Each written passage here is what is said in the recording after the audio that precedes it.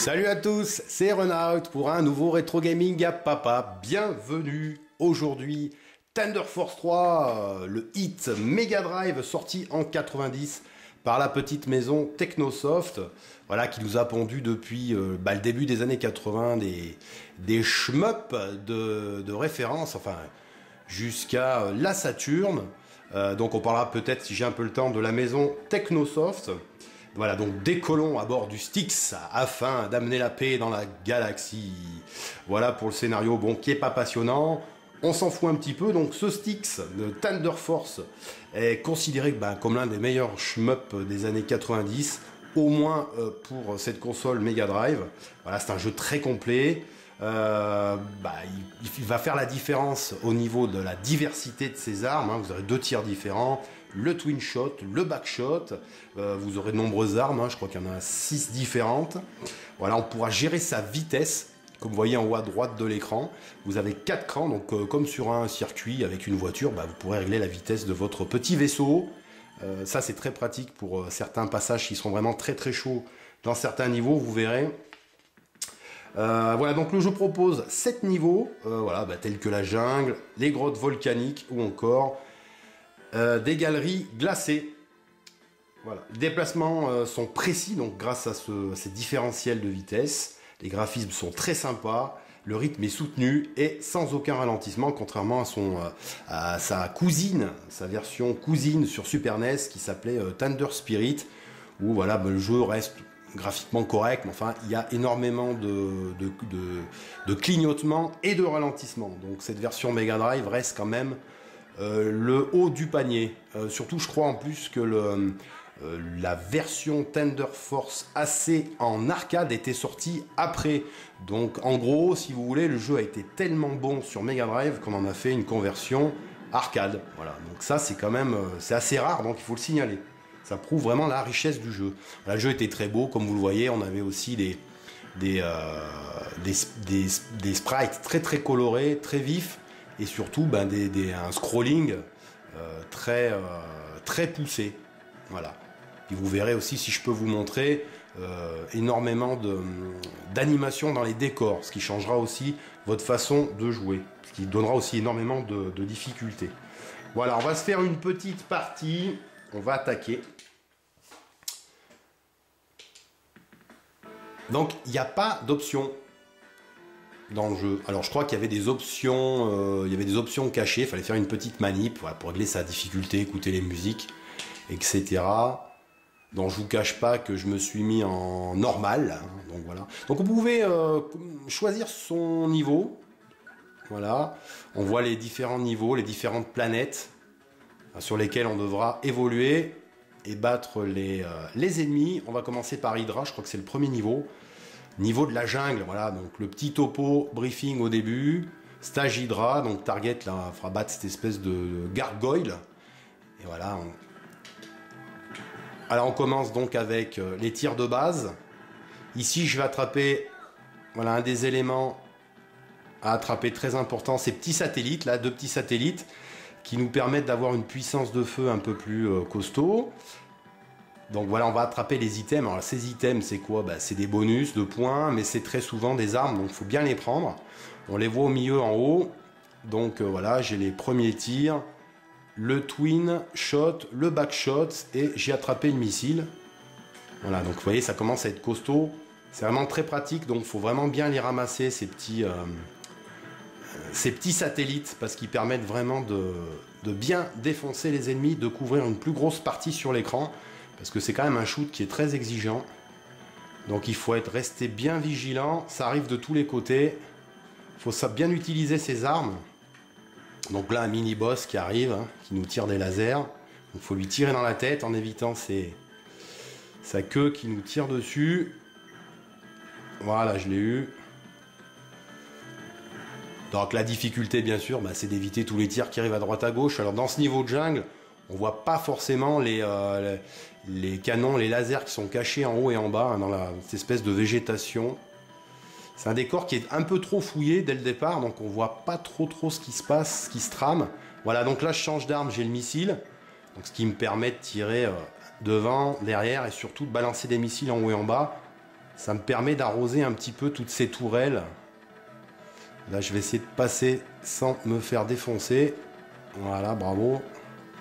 C'est un peu le passage difficile du jeu, là, tous ces missiles qui s'enclenchent au passage de notre vaisseau. Donc voilà, les armes sont assez variées. Ça, vous voyez, ça ne ralentit pas. C'est sans faille. Alors les graphismes n'étaient pas forcément très très beaux, hein, on est en 90. Mais enfin, le jeu était très très beau, très correct. On avait un très beau scrolling avec des décors de fond différents, un ou deux scrollings de fond différents, ce qui donnait quand même énormément de profondeur au jeu, au niveau des décors. Et ça, c'était plutôt pas mal en 90, surtout pour la Mega Drive. Voilà. Donc la Mega Drive qui avait quand même été bien exploitée, surtout par la maison Technosoft, on en parlera, pour les shoot'em up. Voilà. C'est une console qui supportait très très bien au niveau de son processeur l'animation de ses shoots. Et la Super NES, la version de Thunder Spirit, hein, qui est le cousin de Thunder Force sur Super Nintendo. Voilà, j'ai perdu ma première vie, super. Donc premier ennemi, premier boss, vous voyez les boss, bon, sont assez impressionnants, hein, ils n'ont pas une super animation, mais enfin, ils sont quand même assez gros. Donc là, il faut lui tirer dans l'estomac. Ça y est, on l'a eu, et j'ai gagné une vie. Voilà pour le premier boss. Oui, donc je disais la version Super NES où il y avait énormément de ralentissement et de clignotement au niveau des sprites et des décors. Ça n'avait pas été forcément une réussite. Et c'est vrai que cette version Mega Drive lui met une bonne grosse pâtée. Voilà. Donc au niveau des armes, vous aurez voilà, deuxième décor. Très très beau. Regardez le scrolling avec ses effets de déformation. La roche et la lave. Avec ses effets de chaleur. Donc là, faut pas tirer parce que sinon ça nous pète à la gueule. Très très beau scrolling, très beau décor. Ouais, ça en jetait en 90. Là, Technosoft avait vraiment fait très très fort pour ce troisième épisode. Bon, le 1 et le 2 avaient laissé un petit peu de marbre. Bon, surtout le 2 avait un petit peu innové parce qu'il alternait un gameplay avec un scrolling horizontal et un vertical. Bon, ça avait servi un petit peu pour le 3, faut le dire, mais... Regardez, je prends l'item S. Alors, le S, c'est cette espèce de laser. Voilà, là, je peux tirer devant, derrière. Voilà, là, j'ai pris le Wave. On l'a bien entendu parce que on a des digits vocaux, en plus d'une très très bonne musique synthétique, hein, au niveau fait au synthé. On a très très bonne musique, on a un très bon son, et on a des digits vocaux quand on attrape les petits items, les armes. Ça, c'est plutôt cool, je trouve. Voilà, c'était plutôt cool pour l'époque. Voilà. Donc, vous voyez la vague, hein, le wave, cet item que j'ai attrapé, que vous voyez en haut, en rouge, au milieu de l'écran, en haut, il permet quand même de couvrir une grosse surface au niveau de l'écran. Voilà, je prends les missiles un petit peu pour arroser en haut et en bas. Voilà, il fallait bien choisir ses armes, c'était important. Ça faisait partie du gameplay, voilà. Donc j'ai pas encore trop touché la vitesse, je vais peut-être la baisser avec le bouton A, je vais rester sur 3, parce que ça va un peu trop vite à des moments. Ah, il y a une vie en bas, je sais pas si je vais pouvoir la choper. Eh ben, je vais la choper, mais j'ai perdu avant, donc ça sert à rien. Voilà, ces espèces de mecha qui arrivent, ces petits vaisseaux qui arrivent de partout. Voilà, donc là on a quand même une animation du décor, vous voyez la lave. Ces flux de lave qui montent, qui descendent, là, qui vous transpercent, qu'il faut éviter. Donc il y avait quand même aussi un gros jeu au niveau du décor, en plus des ennemis. Donc c'était assez riche au niveau de l'animation. Voilà, pour de la Mega Drive, c'était quand même le top du top.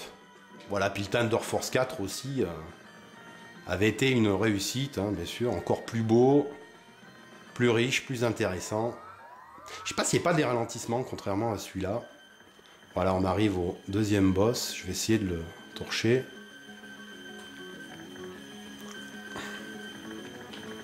J'ai pas une trop mauvaise arme là. Bon, j'ai battu le premier espèce de mecha avec des pistons. C'était pas mal avec les décors. C'était vraiment bien foutu. Voilà pour le deuxième niveau. Oui, je crois qu'il y avait des ralentissements dans le Thunder Force 4. Il était très très beau. Ça pétait bien, mais il y avait des ralentissements quand même. C'était quand même assez... C'était balèze à gérer pour la Mega Drive. Thunder Force 4 qui était sorti en 92, vraiment, qui avait eu un qui avait fait un gros tabac aussi, qui a eu un gros succès. Donc 3e niveau, très original aussi, voilà, qui se passe bien sûr niveau aquatique, qui se passe sous l'eau, donc game over, voilà, j'ai perdu mon... Je vais utiliser mon premier continue. Niveau sous l'eau, alors là, bon, bah, ça commence à devenir un petit peu compliqué parce que, en plus, là, on commence à avoir des difficultés parce qu'en plus du décor et des ennemis, voilà, Sérène, le niveau aquatique est très très beau. Oui, on a le courant en plus qui nous emporte. Alors on a énormément de mal à piloter notre vaisseau sous l'eau. On est entraîné par le courant, par ces espèces de bulles là, bulles d'air qui remontent à la surface, qui nous entraînent un petit peu malgré nous. Tiens, je vais prendre ça, c'est pas mal. Ah, ouais, le jeu est quand même assez chaud, donc comme beaucoup de shoot 'em up, fallait jouer une centaine de fois au jeu pour bien connaître les niveaux et les décors, la subtilité du gameplay. Tiens, je vais prendre une petite vie. Et on pouvait gagner des vies aussi. Alors bon, on avait ces satellites et puis on avait aussi un système de bouclier qui nous protégeait bien, mais ça c'est plus rare, hein. Je crois que c'était... on l'avait au bout de... je sais pas combien de points, combien d'ennemis tués. C'était un bon bonus, mais bon... c'était plus rare, plus compliqué à avoir. Voilà, les ennemis sous l'eau sont très originaux, sont bien dessinés. Alors toujours pareil, hein, faut remettre le jeu dans le contexte, hein, on est en 90. Voilà. C'est vrai que la PC Engine était vraiment reine à l'époque pour les shoot 'em up, hein, les R-Type, tout ça. Vraiment, ils nous avaient sorti des bons shoots. Et là, la Mega Drive, Technosoft avait choisi Sega pour travailler avec Sega pour développer ces shoots. Bah, ça a été une bonne pioche parce que la Mega Drive vraiment gère bien les effets de ce jeu. Voilà. J'ai pas autre chose en arme un peu plus puissante. Bah oui, j'ai perdu, donc il me reste pas grand chose. C'est quoi le S là? Ah ben voilà. Je vous parlais de cette fameux bouclier. Ben, je l'ai attrapé, c'est le S. L'item S, voilà le bouclier. Je disais qu'il était assez rare et c'est vrai je l'ai attrapé qu'au 3e niveau. Oui, donc je disais bonne pioche pour Sega avec Technosoft. Ils avaient bien choisi Sega pour... Ils ont continué par la suite, hein, avec la Saturn, hein, ils ont continué. Ils nous ont sorti d'autres shoot 'em up, voilà. Et bon, Technosoft, c'est une maison qui est assez vieille, qui a commencé vraiment au début des années 80. Donc au début, ils développaient sur des petits ordinateurs japonais. Voilà, faut connaître, hein. Donc ils ont commencé très tôt déjà avec des shoots. Enfin, je vais peut-être pas garder cette arme-ci. Enfin, ils ont commencé très tôt avec des petits shoots sur des ordinateurs japonais. Ah, je vais essayer de me concentrer pour battre cet ennemi. Aïe, aïe, aïe, ça va être chaud, j'ai plus de vie. Si, j'ai gagné une vie et j'ai battu le boss. Waouh, superbe. Oui, je disais donc qu'ils ont commencé en 83 avec des petits shoot 'em up très sympas, mais bon, ils sont pas restés forcément dans les annales. Qu'est-ce qu'on avait? Je vais faire une petite pause. Voilà, on est déjà au 4e niveau, donc je suis assez content. J'ai pu vous montrer le 3e boss. Ouais, donc il commence sur X1 Sharp, sur NEC PC 8801 et sur FM7. Bon voilà, c'est des ordinateurs japonais, donc c'est vraiment pour les connaisseurs. Donc il commence avec Feedback ou Herzog. Donc moi je connaissais pas forcément ces petits shoots, mais c'est vrai qu'ils sont assez bien foutus pour l'époque. On est au début des années 80 et c'est plutôt pas mal. Même au niveau du son, c'était vraiment bien travaillé. Voilà, des jolis petits shoots. Bon, et puis en 89, ils vont sortir le Thunder Force, voilà, le 2e. Il avait sorti le premier en 83, mais bon, il n'est vraiment pas resté dans les mémoires. En 89, Thunder Force 2, d'abord sur ordinateur Sharp 68000, et puis tout de suite adapté sur Mega Drive, puisque le processeur était vraiment très bon et très fluide pour ce type de jeu. Voilà, et puis ils vont ils développeront plus tard, bien sûr, la plupart de leurs jeux sur Mega Drive, grâce à Thunder Force 2 et à Thunder Force 3 surtout. Et puis, bien sûr, en 92, Thunder Force 4, encore la grosse claque. Obligé de nous sortir Thunder Force 4, puisque la Super NES arrive en force avec Axelé Super à l'Est. Axelé, moi, un des shmups préférés sur Super NES. Il n'y en a pas eu 50. Pour moi, il n'y en a que deux. Il y a Super à l'Est et Axelé. Bon, je vous les montrerai tout à l'heure. Et puis, bien sûr, d'autres succès par la suite au milieu des années 90 avec la Saturn, avec Hyper Duel, un jeu où on peut se transformer en mecha, un jeu qui rappelle un petit peu la culture japonaise des années 90.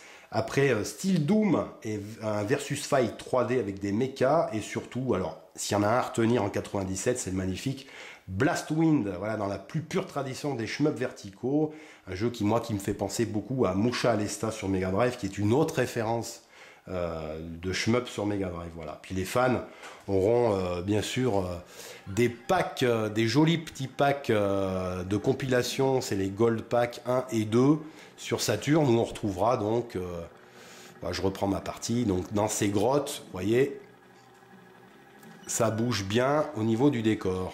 Donc ça va rajouter bien sûr la complexité. Voilà, ça va être un petit peu plus ardu. Vous allez voir. Oui, donc par la suite, donc sur Saturn, pour les gros fans, en 98, Gold Pack 1 et 2, où on va retrouver tous les Thunder Force, c'est du Thunder Force 2, 3, 4, et puis cette fameuse version arcade, le Thunder Force AC, qui reprend toutes les qualités du Thunder Force 3 que je suis en train de vous montrer, plus des niveaux supplémentaires, je crois. Je l'avais essayé en émulation, je le connaissais pas, et c'est vrai que c'est très très fidèle à la version Mega Drive. Donc voilà, pour une fois, c'était la version arcade qui sortait après la version Mega Drive. Donc ça, c'est quand même super. Ça veut bien dire ce que ça veut dire. Voilà. Donc j'essaie de me concentrer. Vous voyez, ça bouge dans tous les sens. Toujours un très beau scrolling. On voit la profondeur de la grotte. Avec l'animation, c'est... Bon, là, je vais perdre une vie, je pense. Voilà. Comme à chaque fois, j'oublie de passer par en haut. Il faut bien connaître les niveaux, hein, c'est sûr. Il faut passer en bas. Voilà, une autre particularité de ce shoot'em up. Voilà, hop, là ça va s'arrêter. On se dit, bon, c'est un cul-de-sac, je vais perdre ma vie. Et en fait, voilà, le scrolling part dans l'autre sens. Et ça, c'était pareil, hein, toujours une originalité. C'est vraiment ce qui a démarqué ce shoot'em up des autres. Voilà. Alors bien sûr, sur Mega Drive, il y a eu d'autres shoot'em up excellents, mais Thunder Force reste vraiment la référence. Bon, moi, je préfère le 3 au 4. J'y ai beaucoup joué au 4, mais franchement, je préfère le 3. Voilà. Bon, moi, c'est mon avis, c'est mon goût. Je trouve que c'est le shmup qui a apporté beaucoup aux autres. Beaucoup s'en sont imprégnés, un petit peu comme R-Type à son époque, d'Irem, de grands shoot'em up R-Type, pour ceux qui connaissent. R-Type et ses suites, mais c'est vrai que le premier R-Type a marqué les esprits, il avait été adapté sur toutes les machines, et c'est un petit peu le shmup de référence, pareil, au milieu des années 80. Donc, c'était les précurseurs. Voilà, donc Bon, voilà, je vais pas vous en montrer plus, je vous ai montré un petit peu le gameplay assez riche au niveau de l'armement et des décors. Voilà. On va passer. Qu'est-ce que je fais? Je me refais une petite partie vite fait. Non, j'aurai pas le temps de vous montrer. Je vais jouer tout seul dans mon coin. Voilà, comme ça on a bien parlé de la maison Technosoft, qui nous aura fait pratiquement que des shoot'em up. Alors très très bon, c'est sûr, de référence. Mais enfin, ils ont fait que ça. Ils ont dû faire un ou deux jeux un petit peu plus originaux, des jeux de combat, tout ça, mais enfin c'est pas resté dans les annales. Bon, voilà pour Technosoft et Thunder Force 3, qui est pour moi un des meilleurs shoot'em up de la Mega Drive. Bon, comme d'habitude, un peu de culture rétro gaming et un petit peu de téléachat pendant la démo. Voilà, sur Mega Drive, ce qu'on pouvait trouver. Voilà, celui-là, vous le connaissez peut-être. C'est pareil, c'est une adaptation d'un grand hit arcade, Truckstone. Magnifique aussi. Shoot vertical, super. Voilà, la maison Toplan qui faisait ça. Hein. Toplan qui nous ont adapté. Belle maison Toplan qui nous ont adapté énormément d'excellents shoot 'em up arcade sur Mega Drive, et à chaque fois c'était pratiquement une réussite. Voilà, le très très bon Hellfire avec un gameplay très particulier aussi. Voilà, j'aime beaucoup. Ginoog, ça c'est du bon aussi. Bon, ça change un petit peu de ces shoots avec des vaisseaux, tout ça. Hein. Voilà, on va combattre nos ennemis avec le bon vieux War. Voilà, le maître du combat volant, donc ça changeait un petit peu, hein. Ça faisait penser un petit peu, il y a des mondes sous-marins, il y a des squelettes, il y a des bateaux pirates, c'est très sympa, c'est très joli. Et puis, un grand hit aussi pour moi, je vous le conseille, Empire of Steel, qui a été refait, remasterisé là, pour la 3DS, vous pouvez le télécharger sur 3DS, il est vraiment excellent. Donc je vous conseille cette version Mega Drive qui est excellente aussi. Voilà, bah là c'est du Miyazaki. Hein. Voilà, c'est des petits vaisseaux, des petits zeppelins. C'est du Miyazaki. Voilà, c'est très très beau, c'est très original. Ça change de ce qui se faisait à l'époque avec les vaisseaux spatiaux. Et puis bah, je suis obligé de les citer même si on parle beaucoup de la Mega Drive. Mais je vous montre moi ce que j'ai sur Super NES, Axelet, Konami. Alors ça, c'est un hit, je vous le conseille. Voilà, pareil, un excellent shmup qui utilisait à chaque niveau. Donc un coup, on basculait scrolling horizontal, deuxième niveau vertical. Donc ça variait un petit peu les niveaux, ça variait les plaisirs. Et puis on avait d'excellents boss très bien animés. Voilà, c'était très très beau. Voilà. Et puis ben, Super à l'Est aussi qui est excellent. Alors là ça pète dans tous les sens, ça ralentit pas, ça clignote pas. Le jeu a énormément de niveaux. Par contre accrochez-vous. Accrochez-vous parce que franchement il est dur. Voilà, c'est une espèce de spin-off. Bon alors les puristes n'ont pas aimé. Voilà, ils disent que ça c'était pas vraiment du à l'Est. Hein. On était loin du Musha à l'Est japonais de la Mega Drive. Mais bon franchement moi je l'adore. Voilà. Je vous le conseille. Et puis pour finir, comment passer à côté du hit Konami, un bon petit shoot japonais magnifique, très très très très drôle avec les personnages Konami. Le bon vieux Parodius Da, voilà j'ai la version japonaise complète et j'en suis très heureux. Voilà je vous le conseille, c'est très beau, c'est très rigolo.